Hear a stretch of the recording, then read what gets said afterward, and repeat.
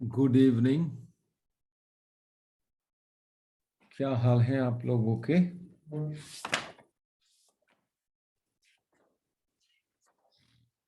Good evening sir.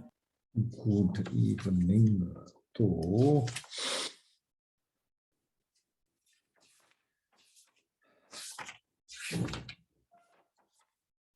आज तो हिमांशी जी भी आ गई हैं। कहाँ थी आप हिमांशी जी? सर वो शादी थी फिर बर्थडे था। फिर क्या था? फिर पार्टी थी, फिर शादी थी, फिर मैं थक गई थी। नहीं सर, 2 ही क्लास हुई मिस, बस वो एक दिन शादी थी और एक दिन बर्थडे था। अब आज वो उन 2 क्लास को मिस करने का मजा तुझे आएगा? और ये टॉपिक भी इतना महान है कि मतलब खैर anyway I will share the videos. ठीक है ना, कोई दिक्कत नहीं है। राइट।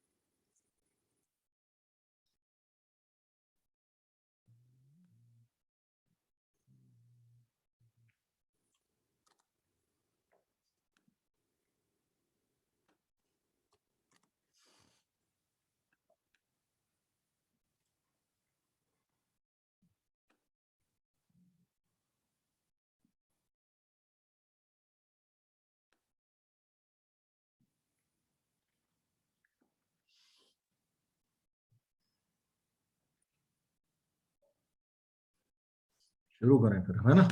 चलिए। तो परमुटेशन एंड कॉम्बिनेशन का एक बहुत इंपॉर्टेंट पार्ट अब हम आज शुरू कर रहे हैं, which is string and gap methods. तो क्या होता है, मतलब नाम दे रखा है बस, और कुछ नहीं, लेकिन एक पर्टिकुलर टाइप के क्वेश्चन है जहां पे आपको इनको यूज करना होगा। तो क्वेश्चन से ही समझने की कोशिश करेंगे। तो क्वेश्चन ये है, in how many ways can 5 children be arranged in a row such that, पहला पार्ट है, 2 of them, Ram and Shyam, are always together. कहना बेसिकली चाह रहा है कि भाई 5 बच्चे हैं आपके पास, 5 स्टूडेंट्स हैं, उनको आपने किस वे में बिठाओ कि भाई 2 पर्टिकुलर बच्चे, नाम कुछ भी हो फर्क नहीं पड़ता, 2 पर्टिकुलर बच्चे जो है हमेशा जो है साथ में आए। ठीक है। अब जब भी, अब आपको क्या याद रखना है, जब भी ये बात करे कि ऑलवेज टुगेदर, ठीक है, जैसे ही ऑलवेज टुगेदर की बात करे तो आपने क्या करना है, सीधे उनको बांध देना है। मतलब स्ट्रिंग का मतलब होता है धागे में बांध दो उनको, मतलब रस्सी से बांध दो उन दोनों को। ठीक है। अब क्या था, आपके पास 5 बच्चे थे, तो जिसमें से 2 को आपने बांध दिया इकट्ठे, यानी कि अब वो उनका मूवमेंट जो है अब इकट्ठे होने वाला है, इसीलिए बोलते हैं इसको स्ट्रिंग मेथड। बांध दिया जी, ठीक है। और ये मैंने उठा के राम और श्याम को बांध दिया यहाँ पे, इधर राम है इधर श्याम है, यहां बांध दिया। अब बाकी के कितने बचे? 3 बचे। ठीक है। अब ये 3 स्टूडेंट और ये चौथा एक, इसको एक एंटिटी मान लो, है ना? तो अब टोटल एंटिटीज कितनी हो गई आपके पास? 4 हो गई। इन चारों को अरेंज करने का तरीका क्या होगा? 4 चीजों को अरेंज करने का तरीका, है ना, 4 में से 4 चीजें, यानी कि n चीजों को अरेंज करने का तरीका कितना हो? फैक्टोरियल 4। अभी बताओ ये बात समझ में आई कि नहीं आई? यहां तक अभी और खत्म नहीं हुई है, अभी और है।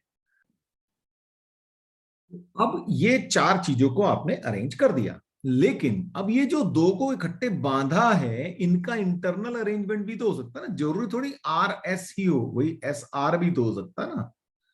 तो इन दोनों का इंटरनल अरेंजमेंट क्या होगा? 2 चीजों का इंटरनल अरेंजमेंट क्या होगा? फैक्टोरियल 2। तो आपका जो आंसर आएगा वो आएगा फैक्टोरियल 2 के साथ में मल्टीप्लाई हो जाएगा। तो इस वे में आपको जब भी ऑलवेज टुगेदर की बात करे, चाहे दो चीजों को करे चाहे चार चीजों को करे, है ना, बुक्स हो कि पर्सन हो, कोई भी हो, आपने क्या करना है, जितने को इकट्ठे रखना है हमेशा उनको बांध दो। तो एक तो वो पैकेट बन गया समझ लो, और बाकी की जो चीजें उनको मिला के इसके साथ ऐड कर लो तो टोटल नंबर मिल जाएगा आपको, उसका अरेंजमेंट कर लो। और फिर ये जिनको इकट्ठे बांधा है उनका एक इंटरनल अरेंजमेंट भी होगा।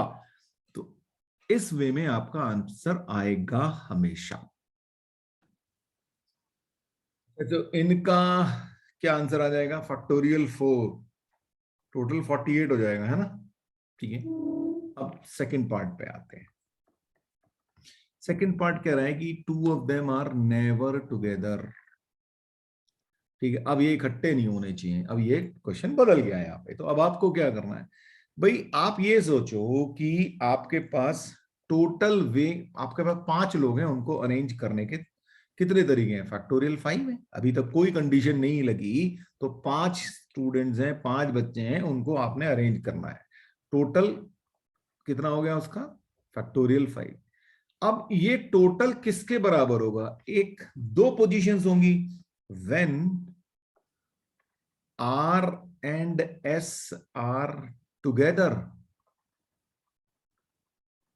plus वो cases when R and S are not together। बताओ ऐसा होगा कि नहीं होगा। तो मतलब क्या हुआ, टोटल तो आपके पास फैक्टोरियल 5 है ना, फैक्टोरियल 5 का आंसर आपको पता है 120 होता है, ठीक है।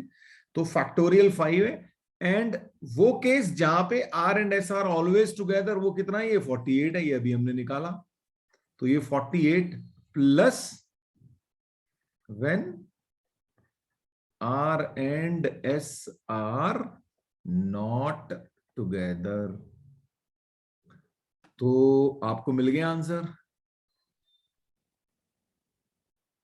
ठीक है जी, तो इसका आंसर फिर मिल गया, ये हो गया 120। तो when R and S are not together, हो गया आपके पास 120 माइनस 48, तो कितना आ गया भाई, 72, राइट। क्लियर है बात। अब देखो, इसी चीज को करने का एक और ऑल्टरनेट वे अब थोड़ा सा समझने की कोशिश करते हैं, which is will be known age gap method. ठीक है, को समझो, क्योंकि कई बार ये चीजें बहुत आसान कर देता है आपके लिए। तो हमारे को अभी भी वही क्वेश्चन चल रहा है जिसमें कि ये कह रहा है कि R and S are not together, R and S are not together. ठीक है, अब देखिए आपके पास टोटल 5 स्टूडेंट्स हैं, आपने आर एंड एस को इकट्ठे नहीं रखना, तो एक काम कर सकते हैं भाई, अगर मैं बाकी के 3 बच्चे आपके पास, ठीक है, आर एंड एस को हटा दो थोड़ी देर के लिए, तो आपके पास 5 में से 2 निकल गए, तो 3 बचे, ये एक बैठा है, एक ये बैठा है और एक ये बैठा है। ठीक है भाई, ये 3 स्टूडेंट्स हैं, इनके बीच में गैप कितने होंगे भाई, एक गैप यहां होगा, एक गैप यहां होगा, एक गैप यहां होगा, एक गैप यहां होगा, होगा कि नहीं होगा।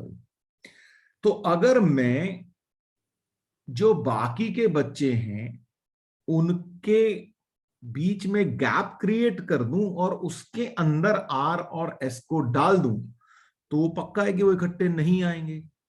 बताओ ये बात समझ में आई कि नहीं आई।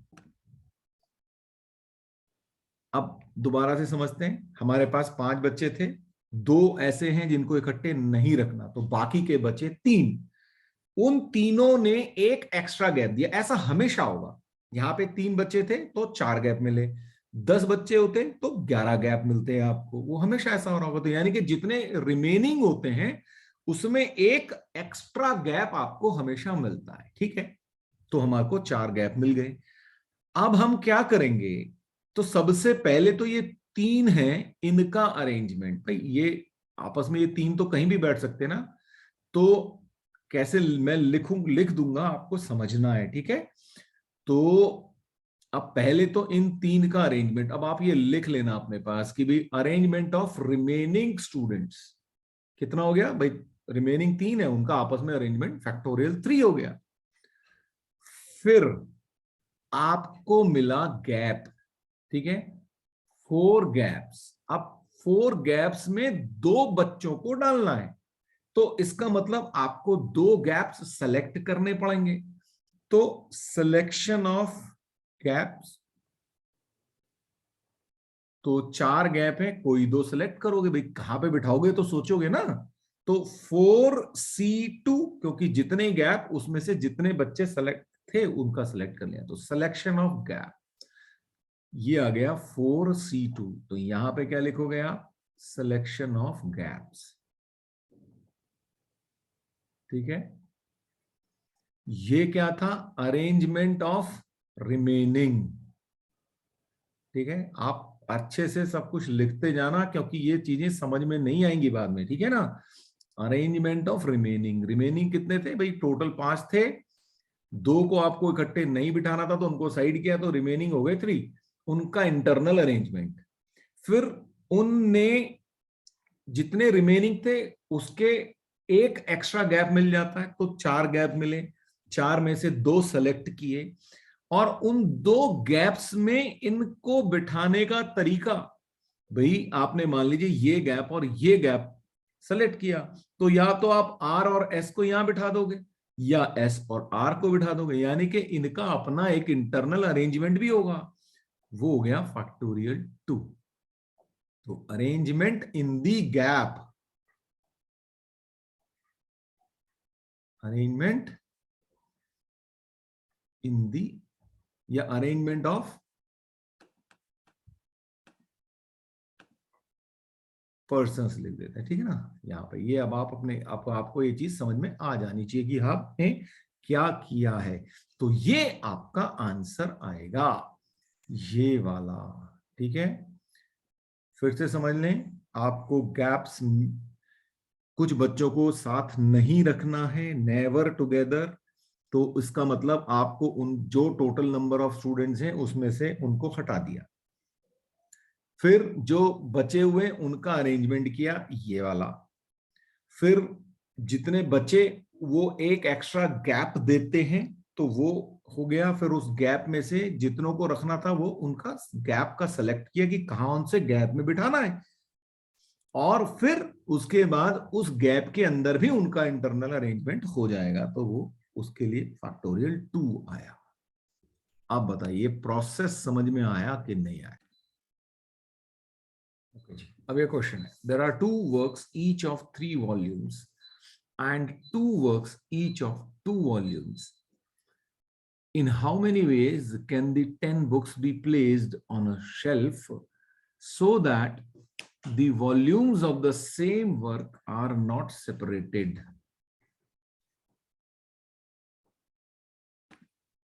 ये यहाँ पे A होगा। सोचिए जी जरा इसको कैसे करेंगे हम, आप अभी अभी हमने पढ़ा है। ये वर्क का मतलब ऐसे समझो कि मान लीजिए आपके पास क्लास 11th में एक फिजिक्स का है और एक केमिस्ट्री का है, ऐसा मान लेते हैं, ठीक है। तो लेट्स से फिजिक्स की क्लास 11th की 3 बुक्स हो, तो वो फिजिक्स का वर्क हो गया, ठीक है, उसके अंदर 3 बुक्स है। और ऐसे ही केमिस्ट्री की भी 3 बुक्स हो, तो ये फिजिक्स और केमिस्ट्री का एक एक वर्क हो गया जिसके अंदर 3 बुक्स है, पार्ट 1, पार्ट 2, पार्ट 3, ठीक है। ऐसे ही कोई और 2 होंगे, लेट्स से हिंदी का एक वर्क हो गया जिसके अंदर हिंदी 1 एंड हिंदी 2 हो सकती हैं, और साथ में ऐसे इंग्लिश की हो सकती हैं, इंग्लिश का एक वर्क हो जाएगा जिसके अंदर इंग्लिश की 2 बुक्स हो सकती हैं, 1 एंड 2। तो इसका मतलब ऐसे हुआ। अब आपको समझ में आ गया होगा ये वर्क क्या चीज है। और देखो आगे लिखा भी है कि 10 बुक्स, यानी कि बुक्स की ही बारे में बात कर रहा हूं, है ना। तो ये करना क्या है, आपके पास ऐसे 2 वर्क्स हैं जिसके के अंदर तीन तीन बुक्स हैं, ठीक है। मान लेते हैं ये एक वर्क है, इसको W1 बोल देता हूं मैं। तो ये वर्क 1 है जिसमें कि तीन बुक्स हैं, 1 2 3। ऑफ कोर्स डिफरेंट होंगे उनके नाम, है ना। ऐसे ही एक वर्क 2 है, उसके अंदर भी तीन बुक्स हैं, A B C। एक और वर्क है W3 जिसके अंदर दो बुक्स हैं, लेट्स से D&E। और ऐसे ही एक W4 है जिसके अंदर दो बुक्स हैं, M और N। ऐसा आप समझ लें। अब ये कह रहा है कि इन how many veg these 10 books, हो गए ना 10, आप ऐड कर लो भाई, दिख रही है आपको 10 है टोटल, है ना। Can be placed on a shelf so that the volumes of the same work are not separated. यानी कि आप जहां पे भी रखो, मतलब फिजिक्स की तीनों किताबें इकट्ठे दिखनी चाहिए आपको, या आपको केमिस्ट्री की दोनों तीनों किताबें इकट्ठे दिखनी चाहिए, ऐसा ही समझाया ना मैंने। या फिर हिंदी की दोनों और इंग्लिश की दोनों, ऐसा। तो इसका मतलब क्या है कि आपको वर्क का अरेंजमेंट करना पड़ेगा। तो इन सबको तो आपने बांध रखा है ना।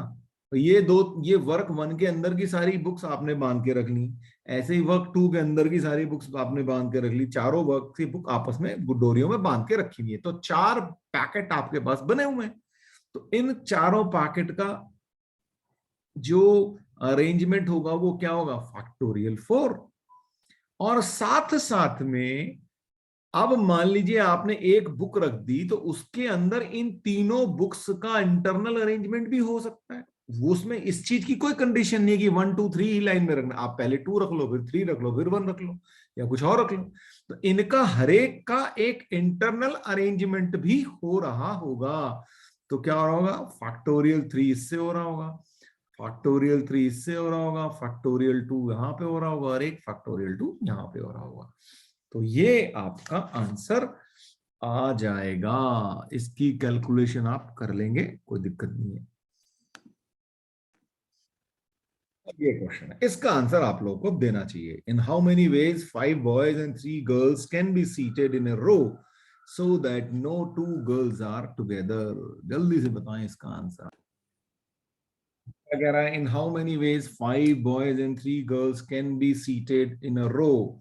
तो तीन गर्ल्स को इकट्ठे ही अलग अलग रहना है। नो 2 गर्ल्स आर टुगेदर, तीनों को अलग अलग रखना है, कोई भी दो गर्ल्स इकट्ठे नहीं है, यानी कि गैप में डाल दो सीधा। तो पहले तो ये 5 बॉयज जो हैं इनका इंटरनल अरेंजमेंट कर दो, ठीक है, ये हो गया फैक्टोरियल 5। फिर ये 5 बॉयज जो हैं 6 गैप्स देंगे, मैंने आपको बताया था हमेशा एक एक्स्ट्रा गैप होता है। तो 6 गैप्स मिले, उसमें से 3 गैप आपको सेलेक्ट करना है, क्योंकि तीनों में लड़कियों को बिठाना है। तो 6C3, 3 गैप्स में से 6 गैप्स में से 3 गैप सेलेक्ट कर लिए। फिर उसके बाद उन 3 गैप्स में जो इंटरनल अरेंजमेंट होगा वो होगा फैक्टोरियल 3। बस इतना सा काम करना था आपको, और इसका आंसर जब आप निकालोगे तो 14400 आ जाएगा आपका। अब ये क्वेश्चन है, in how many ways can the letters of the word pencil be arranged so that N is always next to E. First and second is N and E are always together. तो यहां पे हम सबसे पहले क्या करेंगे, हम सबसे पहले सेकंड पार्ट का आंसर दे देते हैं। N and E are always together। तो पहले तो भैया टोटल वर्ड्स हैं कितने, 1 2 3 4 5 6 लेटर्स हैं हमारे पास। तो 6 लेटर्स में से N और E को इकट्ठे रखना है, यानी कि बचे 4 लेटर्स प्लस ये N और E का एक पैकेट, ठीक है जी। N और E का पैकेट मिलके हो गए टोटल 5। तो इन टोटल 5 का अरेंजमेंट हमने कर लिया फैक्टोरियल 5 वेज में। और फिर इन दोनों एन और ई का इंटरनल अरेंजमेंट भी हो जाएगा, तो वो क्या हो जाएगा, फैक्टोरियल 2। तो ये हमारा आंसर हो जाएगा। फैक्टोरियल 5 होता है 120 और ये होता है 2, यानी कि 240 हो गया आपके पास आंसर। बोलो जी, बताओ, क्लियर हुई की बात? अब सेकंड पार्ट, अब फर्स्ट पार्ट में आते हैं। ये हमारा सेकंड पार्ट का आंसर था, ठीक है जी। अब फर्स्ट पार्ट में आते हैं। ये कह रहा है कि भाई N is always next to E. इसका मतलब ये कहना चाह रहा है कि पहले ई ही आए और फिर एन ही आए। यानी कि अब ये जो इंटरनल अरेंजमेंट हमने यहां पे किया था ये नहीं हो पाएगा, क्योंकि उसने पहले फिक्स कर दिया भाई पहले एन आएगा फिर ई आएगा। ई और ई एन नहीं हो सकता। तो इसका मतलब ये इंटरनल अरेंजमेंट गड़ बंद हो गया। तो लेकिन बाकी का ये फैक्टोरियल 5 तो है ही ना आपके पास, और इंटरनल अरेंजमेंट नहीं है, तो इसके लिए आपके पास सिर्फ एक ही तरीका बचा। तो ये आपका आंसर आ गया इसका। Alright, find number of words with 10 different consonants and 4 different vowels.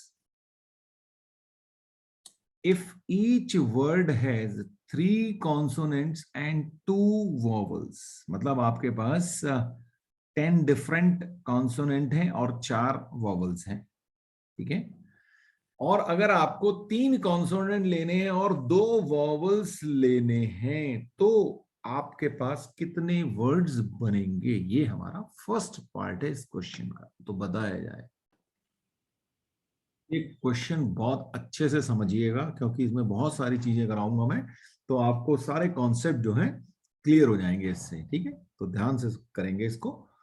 तो पहले तो ये कह रहा है कि भाई आपके पास 10 कॉन्सोनेंट हैं, जिसमें से आपको 3 कोई पहले तो सेलेक्ट करने हैं, क्योंकि वर्ड तो आप तब बनाओगे ना, पहले तो ये डिसाइड करोगे भाई कौन से कॉन्सोनेंट, ठीक है। तो सबसे पहले तो हमें क्या होगा, सिलेक्शन ही कर लेते हैं ना भाई। 10 कॉन्सोनेंट हैं आपके पास, उसमें से 3 आपने सेलेक्ट कर लिए, इनटू अब आपके पास 4 वॉवल्स हैं, उसमें से 2 वॉवल सेलेक्ट कर लिए। ये हो गए आपके कॉन्सोनेंट और वोवल का सिलेक्शन। ये कंप्लीट हो गया। अभी अभी सेलेक्ट किया है, अभी वर्ड नहीं बनाए। अभी हमने अपने पास 3 कॉन्सोनेंट और 2 वोवल रख लिए। अब हमारे पास टोटल 5 लेटर्स हो गए जिससे कि हमें बनाने हैं। तो भाई ठीक है, 5 लेटर्स हैं, उनका आपस में इंटरनल अरेंजमेंट कर लेते हैं। तो बस ये आपका आंसर हो गया, क्योंकि 5 लेटर है, उनका अरेंजमेंट फैक्टोरियल 5 वेज में हो जाएगा। तो ये आपका इसका आंसर। सेकेंड पार्ट आया, if each word has 3 consonants and 2 vowels and begins with a consonant. बताइए जी, क्या करेंगे अब आप? अब देखिए, सबसे पहला काम तो यही है भाई, कौन से कॉन्सोनेंट लेने और कौन से वॉवल लेने। तो ये वाला पार्ट जो है ये तो फिक्स्ड है ना, ये तो होना ही होना है। तो 10C3 इंटू 4C2 तो आपका आएगा ही आएगा, ठीक है। अब जब ये आ गया, तब आपने वॉवल और कॉन्सोनेंट सेलेक्ट कर लिया ऑलरेडी। अब आपके पास 5 लेटर्स आपके सामने पड़े हुए हैं। अब आपको 5 लेटर वाला वर्ड बनाना है। तो चलो जी, बनाने की कोशिश करते हैं। यहां पे 5 लेटर वाला एक वर्ड बनाते हैं, ठीक है।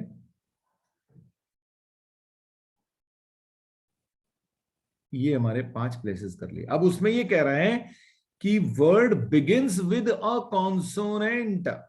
तो अब आपके पास कॉन्सोनेंट है 3। तो बिगिन विद यानी कि पहला लेटर कॉन्सोनेंट होना चाहिए था, तो यहां पे तो कॉन्सोनेंट आएगा पहले में। तो अब इस जगह पे पर आपके पास जगह एक है, 3 कॉन्सोनेंट है, तो आपको ये सोचना होगा भाई कौन सा रखना है। तो 3 कॉन्सोनेंट में से एक कॉन्सोनेंट सेलेक्ट करने का तरीका, और फिर ये तो सेलेक्ट किया 3 में से एक, और उसको अरेंज करने का तो एक ही तरीका है, तो एक ये मल्टीप्लाई हो जाएगा।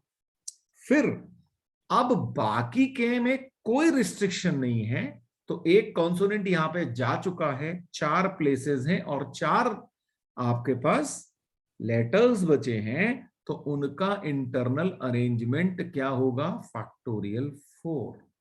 तो इसका मतलब आपका जो आंसर आया वो आया finally 10c3 into 4c2 into 3c1 into 1 into factorial 4। ये आपका टोटल आंसर आ गया। अब ये आपके पास थर्ड पार्ट आ गया। If each word has 3 consonants and 2 vowels, ये तो है ही fixed, and terminal letters are vowels. Terminal का मतलब पहला और आखिरी लेटर जो है वो वॉवल्स हैं। अब सोचो क्या होगा आंसर। बड़ा सिंपल है, आपको ये शुरू वाला तो क्लियर ही है ना, 10c3 इंटू 4c2, ये तो फिक्स ही चला रहा है पहले से। अब आपके पास क्या हुए, अब आपके पास 5 लेटर इकट्ठे हो चुके हैं। अब 5 लेटर का जब आपको वर्ड बनाना है तो अब आप क्या करने वाले हो, आपके पास 5 प्लेसेस हैं, 1 2 3 4 एंड 5। अब वो कह रहा है कि टर्मिनल लेटर्स जो हैं वो वॉवल्स हैं, यहां पे वॉवल आना है और यहां पे वॉवल आना है, ठीक है। तो अब जब वॉवल आना है तो वॉवल, 2 ही वॉवल हैं, ठीक है, और दोनों को 2 जगह पे प्लेस करना है। 2 ही जगह है आपके पास, 2 ही वॉवल है, तो उसके लिए कितना हो गया, फैक्टोरियल 2 हो गया। और साथ में बाकी के बचे 3 कॉन्सोनेंट हैं और 3 प्लेसेस हैं, इनका तरीका कितना हो गया, फैक्टोरियल 3। तो अब आपका आंसर क्या आ जाएगा, 10c3 into 4c2 into factorial 2 into factorial 3। ये आपका आंसर। अब आया कि if each word has 3 consonant 2 vowels, इसके लिए तो बड़ा सिंपल सा वही चले आ रहा है, 10c3 इंटू 4c2, तो ये आ ही गया, ठीक है। And vowels are never together. अब वॉवल्स आर नेवर टुगेदर के लिए मैं क्या करूं, ये आप मुझे बताएं। तो अब आपको क्या करना है, आपको वॉवल्स इकट्ठे नहीं आने चाहिए, यानी कि गैप मेथड, ठीक है। तो उससे पहले तो ये 3 कॉन्सोनेंट का आपस में इंटरनल अरेंजमेंट कर लो, ये हो गया फैक्टोरियल 3। फिर ये 3 जो है आपको देंगे 4 गैप, तो 4 गैप में 2 वॉवल्स रखने हैं, तो पहले तो गैप्स का सिलेक्शन होगा 4c2 वेज में, और फिर उन 2 गैप्स में 2 वॉवल्स का इंटरनल अरेंजमेंट हो जाएगा फैक्टोरियल 2। ये आपका आंसर होगा। देखो मैं कैलकुलेशन नहीं कर रहा हूं क्योंकि calculation is not important, important ये कि आपको ये कॉन्सेप्ट क्लियर हो रहा है कि नहीं हो रहा है, क्योंकि ये तो सिंपल सी कैलकुलेशन, ये तो आप कर ही डालोगे, है ना। चलिए जी, और एक और ऐड करते हैं इसके अंदर। अब क्या कह रहा है, if each word has 3 consonant 2 vowels, वो तो सही है, and vowels occupy odd positions. अब इसको सोचो। अब देखिए फिर से, ये हमारा तो पहले वाला तो फिक्स्ड ही है, 10c3 इंटू 4c2, ये हमारे पास 5 आ गए। अब हमें 5 लेटर्स का एक के वर्ड्स बनाने हैं, तो 5 पोजीशंस क्रिएट कर लेते हैं हम, 1 2 3 4 एंड 5। अब जरा इसमें ऑड पोजीशंस देखें, ये 1 ये 3 और ये 5, ये ऑड पोजीशंस हैं इसकी, ठीक है। इस ऑड पोजीशंस में 2 वॉवल्स रखने हैं। अब ये फिर वही बात हो गई कि पहले तो मैं 3 ऑड पोजीशंस में से कोई 2 सेलेक्ट कर लूं, तो 3c2 वे में मैंने ऑड पोजीशंस जो है सेलेक्ट कर ली, कौन सी 2, उसके अंदर वॉवल रखे, तो 2 पोजीशंस में 2 वॉवल रखूंगा तो फैक्टोरियल 2 उसके अरेंजमेंट हो जाएंगे। अब 2 वॉवल रख दिए गए हैं। अब बाकी की, अब मान लीजिए आपने 3 और 5 पे रख दिए वॉवल, अब बची कितनी, 3 पोजीशंस बची आपकी। अब उन 3 पोजीशंस में बाकी के 3 लेटर्स रखने का तरीका फैक्टोरियल 3 से और मल्टीप्लाई हो जाएगा। तो आपका जो आंसर होगा दिस एंड दिस, इन दोनों का मल्टीप्लिकेशन होगा। ये क्वेश्चन है आपके पास, in how many ways 3 girls and 9 boys can be seated in 2 vans each having numbered seats, 3 in the front and 4 at the back.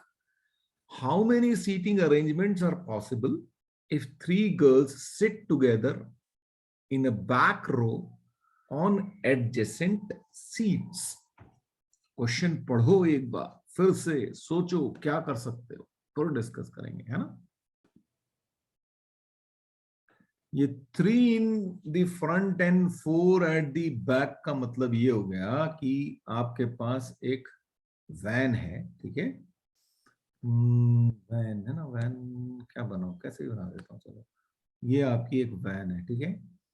अब इसमें जो है 3 सीटें आगे हैं, ठीक है, और 4 सीटें जो है पीछे हैं, और दोनों ही वैन में ऐसी कहानी है, ठीक है, दोनों सेम वैन है। 3 सीटें आगे बैठने के लिए, ड्राइवर अलग होगा, मान लीजिए ड्राइवर यहाँ बैठा है, तुम्हें ड्राइवर से लेना देना कुछ नहीं है, ठीक है, ड्राइवर चला रहा है। और ये टोटल जो है 7 सीट्स हैं आपके पास एक वैन के अंदर, ये है मतलब इस चीज का। अब देखिए जी क्या हो रहा है, in how many ways 3 girls and 9 boys, total बच्चे 12, ठीक है, 12 स्टूडेंट मान लेते हैं, ये सब स्टूडेंट्स हैं। टोटल सीट्स कितनी है आपके पास बिठाने के लिए, 14, ठीक है ना, 14 है, 7 एक में और 7 दूसरी में। तो सबसे पहले का आंसर कि भाई कितने तरीके से बैठ सकते हैं, फर्स्ट पार्ट यहां तक का आंसर क्या हो जाएगा, यहां का तो आंसर भैया 14 सीट्स हैं, उसके अंदर 12 स्टूडेंट्स को बिठाना, ये आपका फर्स्ट पार्ट का आंसर हो जाएगा, इसको आप कर लेंगे, ठीक है। अब सेकंड पार्ट की बात करते हैं। सेकंड पार्ट में ये कह रहा है कि भैया 3 गर्ल्स को साथ में बिठाना है बैक रो में एडजेसेंट सीट्स में, बिल्कुल साथ में बिठाना है ना, मतलब उनका एक बंडल बनाना है आपको, ठीक। तो सबसे पहले आप क्या करोगे, आप कहोगे कि भैया ऐसा है कि चलो लड़कियां तो 3 हैं और 2 वैन्स हैं, तो पहले कौन सी वैन में बिठाएं। तो पहले तो आप वैन सेलेक्ट कर लो, है ना, सेलेक्ट अ वैन। तो क्या हो गया 2C1, यानी कि 2 ही हो जाता है ना। तो 2 वे में आपके पास 2 तरीके हो गए एक वैन सेलेक्ट करने के। अब इसके बाद आप बैक सीट की बात करेंगे, तो बैक सीट में आपके पास अब वैन, अब एक ही के बारे में बात करेंगे हम, ठीक है ना।